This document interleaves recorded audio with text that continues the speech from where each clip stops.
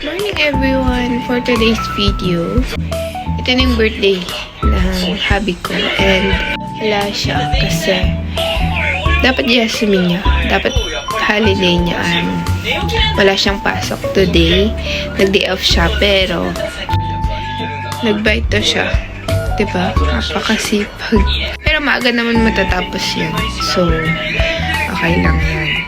But, so, yun guys. Papakita ko sa inyo pala yung gift ko sa kanya. Tsaka na lang pala guys, pag nabigay ko na sa kanya para makita niya din. And yung panganay ko gising na.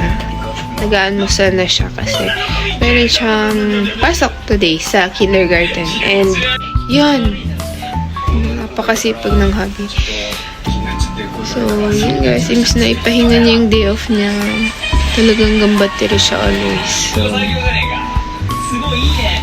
sana maging happy siya mamaya sa gift niya. And yun, mag-simple celebration lang kami mamaya. Pero umuulan guys sa labas. So, sana tumilan na yung ulan para happy ang birthday. So, yun guys. Mini update. Update ko na lang ulit kayo sa mga susunod na kabanata. So, yun lang guys.